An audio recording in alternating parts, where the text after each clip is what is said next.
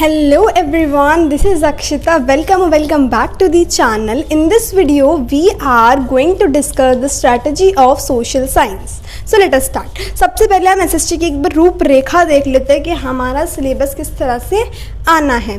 सो let अस सी. देखो history है, geography, civics and economics, आपकी 4 बुक्स हैं सोशल साइंस के अंदर. आपका पेपर आना है 80 मार्क्स का. 80 मार्क्स का आपका थ्योरी का पेपर होता है एंड देन 20 मार्क्स आपको मिलते हैं इंटरनल असेसमेंट में. प्रोजेक्ट्स, नोटबुक वर्क, ये सब चीज़ें आती हैं. ठीक है.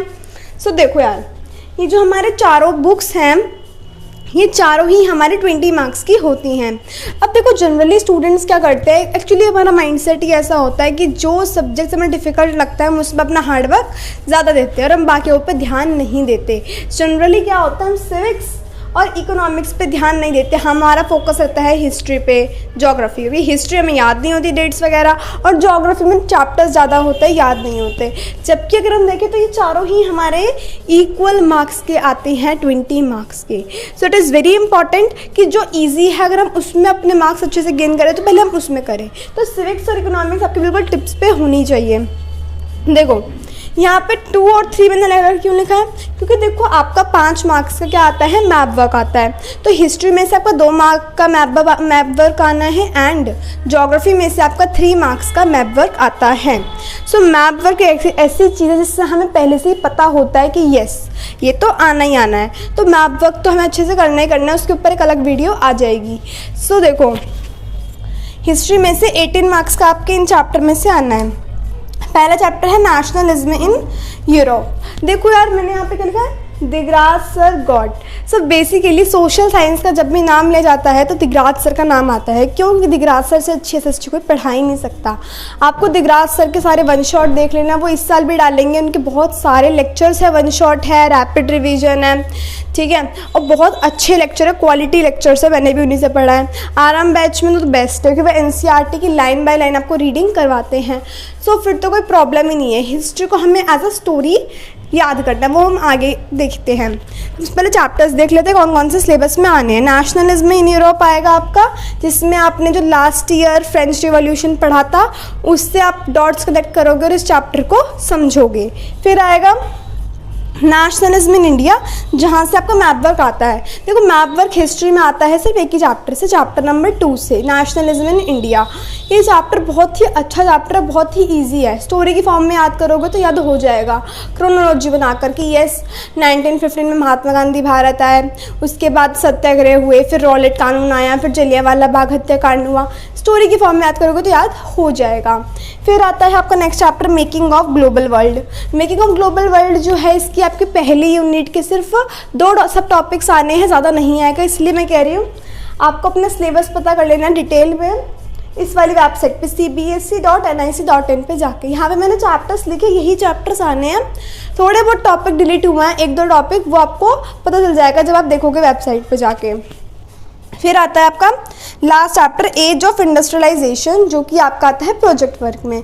देखो होता क्या है, ये वाला जो चैप्टर है पीरियोडिक टेस्ट में आ जाता है, हाफ ईयरली में आ जाता है, बट बोर्ड में ये नहीं आ रहा आपका इस साल भी. ठीक है, ये आपकी हिस्ट्री है. डिस्कस करेंगे यार अभी आगे हम कि किस तरह से हमें हिस्ट्री को पढ़ना है. ज्योग्राफी में आपको 17 मार्क्स की थ्योरी आनी है एंड 3 मार्क्स का आना है आपका मैप वर्क. ठीक है, फर्स्ट चैप्टर है रिसोर्सेज एंड डेवलपमेंट. ठीक है, इसके अंदर आप पढ़ोगे, जैसे हमने लास्ट ईयर भी रिसोर्सेज के बारे में पढ़ा था, रिसोर्सेज के बारे में किस तरह सस्टेनेबल डेवलपमेंट इंपॉर्टेंट है, एजेंडा 21. ठीक है, एंड इसके अंदर मेन है सॉइल टाइप वगैरह जो याद नहीं होती. दिगराज सर ने बहुत अच्छा चार्ट दिया था मैं लास्ट ईयर, इस साल भी वो वही देने वाले हैं. इस साल उनकी मतलब काफ़ी अच्छी चीज़ें वो देते हैं, ऐसे में याद हो जाए. निमोनिक्स बना के याद करो, हो जाएगा याद. ठीक है, फिर आप वाइल्ड लाइफ रिसोर्सेज. तो बेसिकली जो चैप्टर है इसके अंदर आप पढ़ोगे कि किस तरह से आज के टाइम पे जो फॉरेस्ट हैं वो ख़त्म होते जा रहे हैं, है ना. जो आप देखोगे प्रजातियां हैं वो ख़त्म होती जा रही है, कम होती जा रही है. लोग शिकार कर रहे हैं, है ना, अपने खुद के स्वार्थ के लिए क्या कर रहे हैं, हम पेड़ काट रहे हैं, है ना. और बेसिकली क्या हो रहा है, कम होता जा रहा है. तो project tiger reservation and basically animal reservation के लिए कौन कौन से कदम उठाए गए, सरिस्का बाग रिजर्व, है ना, एंड मिनी मोर, जो कुछ आप पढ़ते हुए इस चैप्टर के अंदर. फिर आता है आपका चैप्टर वाटर रिसोर्सेज, जिसके अंदर आप पढ़ोगे कि वाटर का किस तरह कंजर्वेशन होता है जगह जगह पर, वो सब आप पढ़ते हो इस चैप्टर में। फिर आता है एग्रीकल्चर, क्रॉप्स के बारे में पढ़ोगे, मिनरल रिसोर्सेज के बारे में आप पढ़ोगे, है ना, कि आपका जो कोल है, माइन है, और है, इन सब के बारे में पढ़ोगे। एनर्जी के बारे में पढ़ोगे, सोलर एनर्जी वगैरह के बारे में पढ़ोगे आप। फिर आप पढ़ोगे मैन्युफैक्चरिंग इंडस्ट्रीज़ के बारे में, किस तरह से इंडस्ट्रीज आज में बढ़ रही हैं, है ना, किस तरह से प्रोडक्शन हो रहा है, ये सारी चीज़ें आप पढ़ने वाले हो। And the last chapter is lifeline of Indian economy, जो कि मैं यहाँ पर लिखना भूल गई हूँ, वहाँ से ओनली आपका मैप वर्क ही आता है। फिर आता है आपका सिविक्स, पावर शेयरिंग, ठीक है। पावर शेयरिंग मतलब कि हर कंट्री के अंदर जितने भी लोग पॉलिटिकल पार्टीज़ वगैरह में हैं, सबके पास इक्वल पावर होनी चाहिए, सो डैट किसी के पास बहुत ज़्यादा पावर रहा, जो कि किसी के पास ज़्यादा पावर आ जाती है तो वो अपनी पावर का गलत यूज़ करता है। फिर आता है आपका चैप्टर फेडरलिज्म। फेडरलिज्म मतलब जहाँ वो देश, वो कंट्री जिसके अंदर 2 या 2 से ज़्यादा स्तर की गवर्नमेंट हो, सरकार हो। जेंडर, रिलीजन एंड कास्ट, किस तरह से आज के टाइम में रिलीजन और कास्ट के बेसिस पे लड़ाई हो रही है ना, एंड सिविल वॉर के भी केसेस आ जाते हैं, हम सब चीज़ें हम पढ़ते हैं इस चैप्टर के अंदर। किस तरह से वुमेन का रेट कम होता जा रहा है, ये सारी चीज़ें हम पढ़ते हैं। पॉलिटिकल पार्टीज़ बहुत कॉमन टॉपिक आज के टाइम में हमारी कंट्री के अंदर, इंटरेस्टिंग चैप्टर है, हम पढ़ते हैं पॉलिटिकल पार्टीज़ का होना भी ज़रूरी है और नहीं भी है, ठीक है। सो ये तो क्वेश्चंस हैं सारे मेरे क्लियर हो जाते हैं इस चैप्टर को पढ़ के। आउटकम्स ऑफ डेमोक्रेसी मतलब कि अब तक जो कुछ हमने पढ़ा, डेमोक्रेसी के आउटकम्स मतलब कि हमें डेमोक्रेसी से क्या फ़ायदे मिल रहे हैं, क्या नुकसान हो रहे हैं, वो आउटकम्स हैं, रिजल्ट्स हैं, वो सब हम इस चैप्टर में पढ़ रहे होते हैं।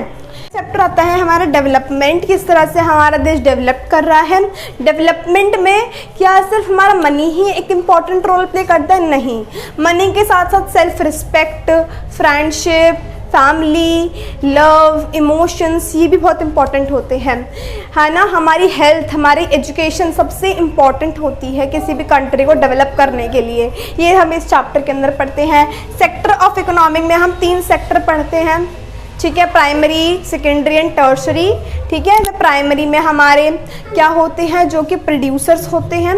सेकेंडरी के अंदर हम क्या करते हैं, हम करते हैं विनिर्माण करते हैं, हम चीज़ों को बनाते हैं। एंड टर्शरी में हम प्रोडक्शन करते हैं, और सेकेंडरी में हम प्रोडक्शन करते हैं। जो टर्शरी होती है उसके अंदर हमारा आता है service sector, teacher, doctor, engineer, ये सब होते हैं हमारे टर्शरी में, ठीक है।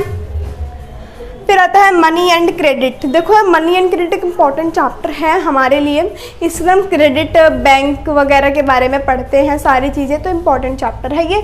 देखो सबसे इम्पॉर्टेंट क्या है, हिस्ट्री के अंदर इम्पॉर्टेंट चैप्टर है ये वाला, फर्स्ट सेकंड इम्पॉर्टेंट है बहुत ज़्यादा। ज्योग्राफी में इम्पॉर्टेंट है, देखो सारे इम्पॉर्टेंट है, बट मेनली इम्पॉर्टेंट है आपका फर्स्ट, थर्ड और फोर्थ। सिविक्स के अंदर इम्पॉर्टेंट चैप्टर है power sharing, political parties and federalism. Economics में आपका इंपॉर्टेंट चैप्टर है money and credit and sectors of Indian economy. So in chapter को अच्छे से कर लेना। फिर है ग्लोबलाइजेशन, ठीक है, छोटा सा चैप्टर है, बहुत कम आ रहा है। एंड है कंज्यूमर राइट। कंज्यूमर जो चैप्टर है वो नहीं आता, बहुत सालों से पेपर में नहीं आ रहा, वो सिर्फ आपको प्रोजेक्ट वर्क के लिए होता है ना, और असेसमेंट वगैरह के लिए होता है। सो ये मैंने आपको एक छोटा सा सिलेबस का ओवरव्यू किया, डिटेल में आप सब्जेक्ट आप इस लिंक पे जाके देख सकते हो। तो देखो सबसे पहले हम क्या बात ध्यान रखनी है कि स्टार्ट करना है विद ईजी चैप्टर। अच्छे टीचर से पढ़ोगे, टीचर का नाम है Digraj sir, God of SST, इनसे पढ़ोगे तो ये हमेशा स्टार्टिंग करते हैं ईजी चैप्टर से। क्यों? क्योंकि अगर हम ईजी चैप्टर को पढ़ना स्टार्ट करेंगे तो हमारा कॉन्फिडेंस बिल्डअप होगा, और हमें कॉन्फिडेंस अगर बिल्डअप होगा तो सब्जेक्ट में इंटरेस्ट बिल्डअप होगा, और किसी भी सब्जेक्ट को हम इंटरेस्ट से पढ़ते हैं ना तो हमें चैप्टर जल्दी समझ में आता है, हमें सब्जेक्ट से प्यार होने लग जाता है। So let us come to the another tip. तो सबसे पहले हम हिस्ट्री के बारे में डिस्कस करते हैं। तो देखो यार, हिस्ट्री जो है ना एक इंटरेस्टिंग सब्जेक्ट है बट लर्निंग सब्जेक्ट है। देखो सबसे पहले तो यार माइंडसेट चेंज कर लो। माइंडसेट ये नहीं रखना कि यार हमें रटना पड़ेगा, और देखो यार history is equal to dates, ये कहते हो ना तुम, ये गलत है। History is not equal to dates, history is equal to high story. History एक बहुत लॉन्ग स्टोरी है यार, इसको इंटरेस्टिंग वे में समझो, ठीक है। डेट्स पे ध्यान नहीं देना, हमें स्टोरी लाइन समझनी है, ठीक है। क्रोनोलॉजिकल ऑर्डर में याद करना है। क्रोनोलॉजी क्या होती है? क्रोनोलॉजी होती है ये, लेटस, मैंने तो एग्जाम्पल लिया है, देखो क्या है, जो वो सेकंड चैप्टर है, देखो ऐसा नहीं कि मैं सेकंड चैप्टर का एग्जांपल दे रही हूँ तो सेकंड चैप्टर में अप्लाई हो रहा है। हिस्ट्री का कोई भी चैप्टर ले लो, क्रोनोलॉजी, स्टोरी लाइन हर किसी चैप्टर में बनती है हिस्ट्री के। देखो गांधी जी की भारत में एंट्री होती है 1915 के अंदर, 1914 में, 1915 में, ठीक है। 1960 में पूरा भारत घूमते हैं। 1917 से 1918 के बीच में क्या होते हैं, हम सत्याग्रह होता है, खेड़ा सत्याग्रह, चंपारण, अहमदाबाद, ये सारे, ठीक है। 1919 में होता है रॉलेट एक्ट, ठीक है। रॉलेट एक्ट पास होता है जिसमें किसी को भी बिना किसी उसके प्रूफ के उन्हें जेल में डाल देते हैं 2 साल के लिए, ठीक है। हड़ताल होती है, ठीक है। और जो मेन डेट आती है वो आती है जलियांवाला बाग, 13 अप्रैल 1919 में, 2 आते हैं। फिर 1920 से 22 के बीच में खिलाफत इशू आता है, national cooperation, non cooperation movement आता है, ठीक है। ऐसे ही चलती रहती है क्रोनोलॉजी, ठीक है। पूरे चैप्टर में अगर आप इस तरह से याद करोगे, 1915 में ये हुआ, 1917 से 18, 1919, 1920, 20, बिल्कुल line wise chronology, it is called the chronological order. इस तरह से याद करोगे तो कोई भी क्वेश्चन आ जाए कर लोगे एमसीक्यू में, कि एमसीक्यू में ऐसे ही क्वेश्चन आते हैं, आपको एक ऑर्डर दे देगा, फिर कहेगा कि ये गलत अरेंज है, आपको सही से अरेंज करना है। तो अरेंज कैसे करोगे, अगर आप क्रोनोलॉजी पता होगी तभी तो कर पाओगे ना अरेंज, दैट्स द मैटर, ठीक है। फिर आते हैं हम देखो, not only focus on date, date पे फोकस नहीं करना है, एंड स्टोरी से रिकॉल करना है, रिवीजन करना है। रिवीजन कैसे करेंगे, चैप्टर पढ़ लिया, वन शॉट देख लिया, समझ लिया चैप्टर, एनसीईआरटी से पढ़ लिया। देखो यार नोट्स बना लेना, मैंने यहाँ पे लिखा नहीं है, नोट्स बनाना इंपॉर्टेंट होता है। नोट्स को आप एनसीईआरटी के अंदर बनाओगे तो बेस्ट रहेगा। मैंने भी एनसीईआरटी के अंदर नोट्स बनाए थे। एनसीईआरटी को पढ़ोगे, हाईलाइट करोगे तो अच्छे से चैप्टर भी क्लियर, एनसीईआरटी की रीडिंग भी हो जाएगी, क्वेश्चन का आंसर लिखने का पैटर्न भी पता चलेगा, ठीक है। तो रिवीजन हमें करनी है बाय रिकॉलिंग एंड राइटिंग, मतलब लिख लिख के रिवीजन करना है बिना देखे। जैसे हमने चैप्टर पढ़ लिया, अब एक पेज लो और रिकॉल करो कि ऐसा हमने ये पढ़ा था, उससे आपको चैप्टर अच्छे से रिकॉल हो जाएगा। This is the only strategy you needed for history. History में अगर इतना कर लिया ना, इंटरेस्ट डेवलप होगा, पढ़ोगे अच्छे से और हिस्ट्री अच्छी भी लगेगी। Let us come to the another subject. So let us come to the geography. Geography के अंदर देखो यार याद करना डिफिकल्ट है, and I am agree with you कि I am a dead type of student जिसको ज्योग्राफी याद नहीं होती थी, पर यार याद तो देखो करनी पड़ेगी। सो देखते हैं क्या मेथड्स हो सकते हैं जिनसे हम याद कर लें। तो देखो क्या है, कीवर्ड्स पर हमें फोकस करना है। देखो यार कीवर्ड्स, देखो एग्जामिनर क्या देखता है, एग्जामिनर आपके आंसर में ये नहीं दिखेगा कि आपने किस तरह लिखा है, वो देखेगा कि आंसर में वो कीवर्ड्स लिखे जो आंसर में चाहिए थे एग्जामिनर को। उनके पास एक मार्किंग स्कीम होती है, उसमें लिखा होता है कि ये कीवर्ड्स इंक्लूडेड होने चाहिए। मतलब अगर किसी सॉइल के बारे में पूछा है तो क्या आपने उसका टेम्परेचर बताया है, आपने बताया है कि आप वो कौन सी स्टेट में पाया जाता है, उसके अंदर कौन से मिनरल्स हैं, है ना, या वो कौन से प्लेस पे पाई जाती है, सारी चीज़ें आपने बताई हैं। अगर आपने बताई हैं इट मीन्स वो आंसर पर करेक्ट होगा। तो कीवर्ड्स पर फोकस करना है, कीवर्ड्स आपके इंक्लूडेड होने चाहिए आंसर के अंदर, ठीक है। आंसर को पॉइंट्स में याद करना है, पैराग्राफ की फॉर्म में आंसर मत याद करो, चाहे वो हिस्ट्री हो या ज्योग्राफी हो या कुछ भी सब्जेक्ट हो।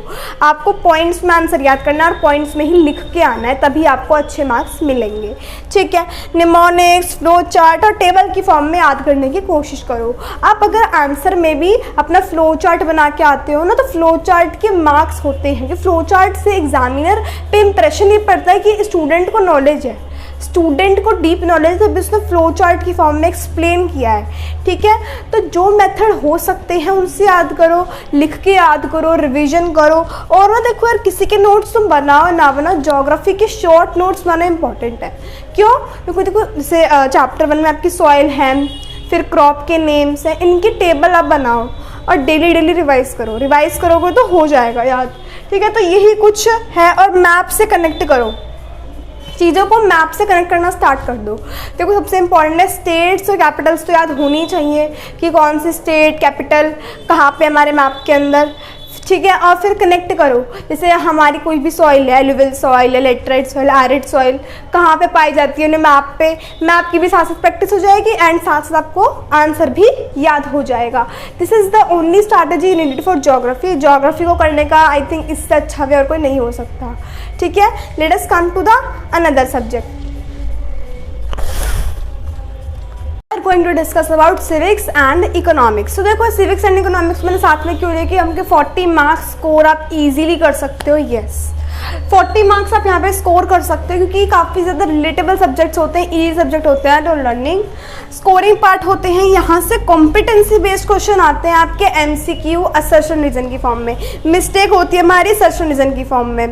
देखो यार ओसवाल के क्वेश्चन बैंक्स या एडुका के क्वेश्चन में जो कि खुद दिगराज सर लिखते हैं, अभी लिखेंगे वो कुछ टाइम में मैं आपको बता दूंगी, बेस्ट होते हैं MCQ और असर्शन रीजन की प्रैक्टिस के लिए, क्योंकि वहाँ पे हम गलती कर देते हैं क्योंकि हमें कन्फ्यूज़न हो जाती है कि लाइक इसका रीज़न तो है बट ये सही भी लग रहा है गलत भी लग रहा है। तो वहाँ पे हमारे कॉन्सेप्ट क्लियर होने चाहिए।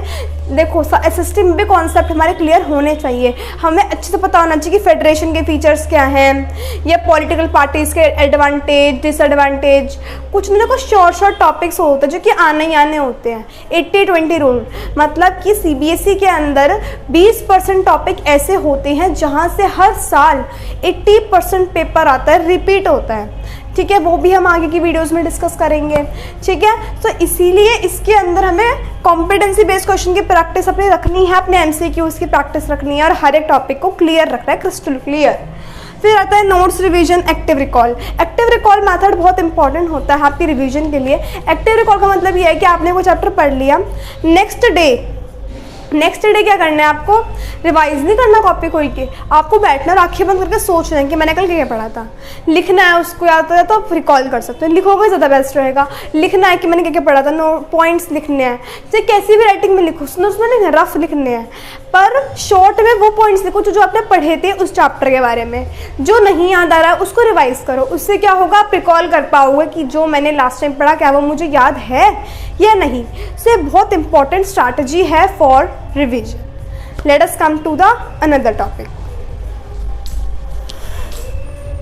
So guys, let us come to the last 1-to-1 tip कि सब्जेक्ट को हमें इंटरेस्टिंग बनाना है। सब्जेक्ट को इंटरेस्टिंग बनाओ, कीवर्ड्स और पॉइंट्स में आंसर प्रेजेंट करो। अभी आपके आगे पीरियोडिक टेस्ट वगैरह होंगे, मैं थ्रू आउट द ईयर की स्ट्रैटेजी दे रही हूँ कि कोई भी एग्जाम हो रहा है, पीरियोडिक टेस्ट हो रहा है, उसके अंदर आपको अपना आंसर कैसे प्रेजेंट करना है, कीवर्ड्स के अंदर, पॉइंट्स के अंदर। जो कीवर्ड लिख रहे हो उस पर अंडरलाइन करना है, आंसर प्रेजेंटेबल लगता है, एग्जामिनर खुश हो जाता है। ठीक है, फिर क्या है, दूसरों को एक्सप्लेन करो, जो पढ़ा है ना अपने दोस्त को एक्सप्लेन कर दो, समझा दो कि आज भाई मैं देखो समझा देता हूँ। तो उससे क्या होगा, आपका खुद का रिवीजन भी होगा, उसकी भी हेल्प हो जाएगी क्योंकि फ्रेंड्स में एक्सप्लेनेशन बढ़िया होती है। ठीक है, और फिर देखते हैं मैप वर्क। देखो और मैप वर्क में ना 5 मार्क्स हमारे पहले से पक्के होते हैं क्योंकि मैप वर्क जो CBSE अपने सिलेबस में देता है एज इट इज़ उन्हीं में से आते हैं। तो मैप वर्क में आपके 5 मार्क्स पक्के होते हैं, आपको -75 के लिए करनी होती है। तो येस, इन पॉइंट्स को ध्यान में रखना। Hope this video will be helpful for you and yes, if you like this video then subscribe the channel for more updates. Thank you very much.